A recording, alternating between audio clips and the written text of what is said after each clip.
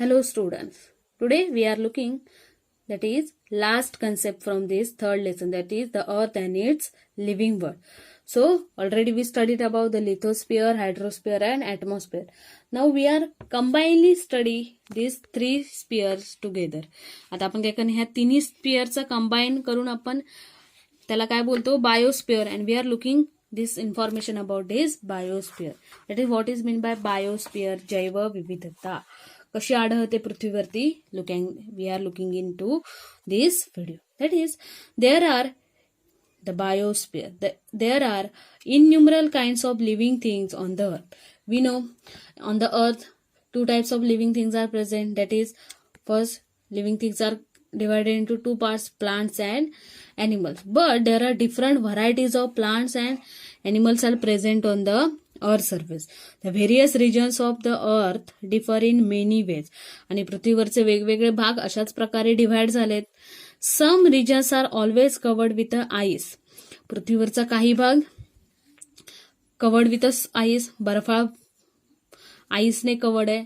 And other have a hot climate. काय काय ठिकाणी काय आहे, खूप हॉट एन्व्हायरमेंट आहे. बघा, हिमालय सारख्या ठिकाणी काय, this all the area is covered with ice. तिथला सर्व एरिया आईसने कवर्ड आहे, बर्फाळ प्रदेश. And look at the example of a Rajasthan. It is always a heated area, hot climate area. तिथे नेहमीच जास्त उष्णता असते, गरमी होत असते.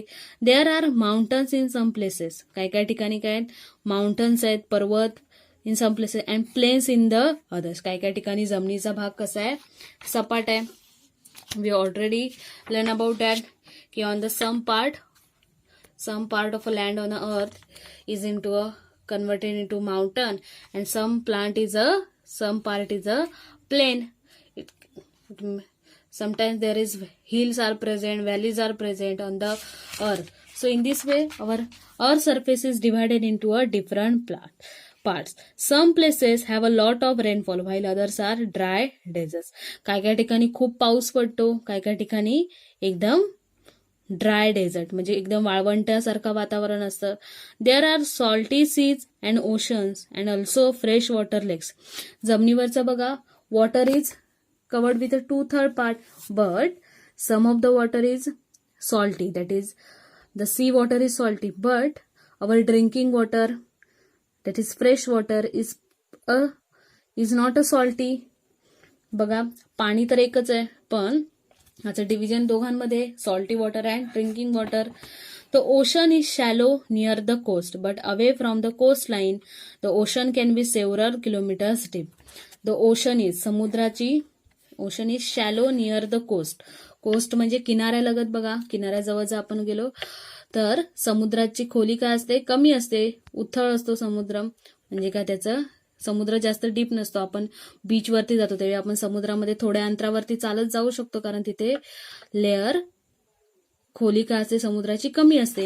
As we go away from the coastline, जसं आपण किनाऱ्यापासून अजून पुढे पुढे जात जाणार समुद्रामध्ये, तसं काय असणार, the ocean can be several kilometre deep. समुद्र खूप खोलवर असणार.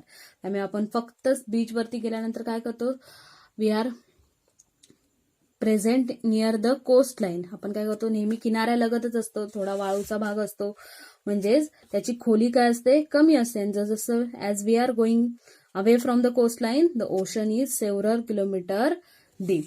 Now, looking into a diversity present in plants and animals which are present in different region. त्यामुळे बघा, वेगवेगळ्या रिजनमध्ये वेगवेगळे अॅनिमल्स प्रेझेंट असतात.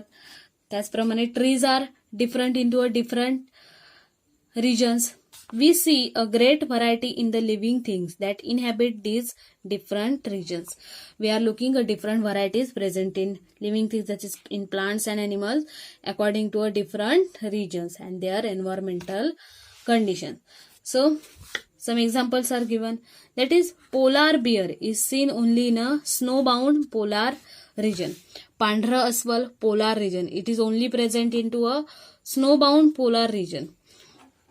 म्हणजे जिथे बर्फाळ प्रदेश आहे त्याच भागामध्ये हा पोलार बेअर आपल्याला दिसून येतो. Zebras are found in the Africa and kangaroos are found only in a Australia. Zebras are found in Africa. आफ्रिकेच्या जंगलामध्ये झेब्रा हा आपल्याला फक्त आढळून दिसतो, बाकी कुठे दिसतो का झेब्रा? नाही. Because of the environmental condition, all these are present into a different places. That is, zebra is found in Africa, just like kangaroo is found in Australia. These animals are not found in any other regions. हे असे famous प्राणी फक्त काय मोजक्याच ठिकाणी आढळून येतात, ज्या ठिकाणी त्यांना सुटेबल एन्व्हायरमेंट असेल त्याच ठिकाणी. These animals are particularly present into a suitable environmental condition. Elephants and lions are found in regions of hot climate. Elephant आणि लायन सारखे अॅनिमल कुठे असतात? जिथे हॉट क्लायमेट आहे, जिथे गरमीचं वातावरण किंवा उष्णता जास्त आहे, अशा ठिकाणी लायन अँड एलिफंट हे अॅनिमल प्रेझेंट असतात. Plant, now we are looking different varieties present into a plant. Let's see, plants in all these different regions also show a great variety. असेच प्रत्येक ठिकाणी वेगवेगळ्या प्रकारचे प्लांट्स असतात, त्यांच्यामध्ये पण वेगवेगळ्या प्रकारच्या व्हरायटीज आहेत. And this variety is characteristics of those different regions. आणि हे तिथल्या वनस्पतींचे वेगवेगळे गुणधर्म आहेत. So look at this example. This you can see this example. This is a cactus. The scientific name of this cactus. आपण स्कूलच्या इथे पण तुम्ही हे बघितलं असणार, असे प्रकारचे लिव्स असतात ज्याला खूप काटे. This mostly famous in a desert. जिथे हॉट एन्व्हायरमेंट आहे त्याच ठिकाणी असे प्लांट्स असतात. And this look at this Christmas tree. Christmas tree is present in cold region. So all the different plants are also present in the different region. So many different kinds of plants, animals, microorganisms are found everywhere on the earth. आपल्या अर्थवरती वेगवेगळ्या प्रकारचे plants, animals, micro organism म्हणजे छोटे छोटे कीटक आपल्याला find out we can found on the earth, on land, in water and in the air. आपल्याला हे पृथ्वीवरती, जमिनीवरती, पाण्यामध्ये, हवेमध्ये असे वेगवेगळ्या प्रकारच्या प्लांट्सच्या व्हरायटीज, प्राण्यांच्या animals varieties, also in variety in micro organism can be found. Living things exist in the lithosphere, hydrosphere and atmosphere. They also interact with these spheres. The living world constitutes the biosphere. And this total living world is present into a different layers, that is lithosphere, hydrosphere and atmosphere. And by combining all these living world, our biosphere is made up of. Our biosphere is made up of which, look at this paragraph. What we have to remember, all animals, plants, microorganisms are depend on the one another, and they are also depend on the spheres of the earth, and the biosphere is where they take birth, live and die. Biosphere म्हणजे पृथ्वीवरती ज्या ज्या ठिकाणी ते present आहेत त्याला combinedly आपण we can call it as a biosphere. So in this way the biosphere which shows a different diversity in to a plant, animal and microorganisms present on the earth. This is a different variety of plants and animals present on into this biosphere. Thank you.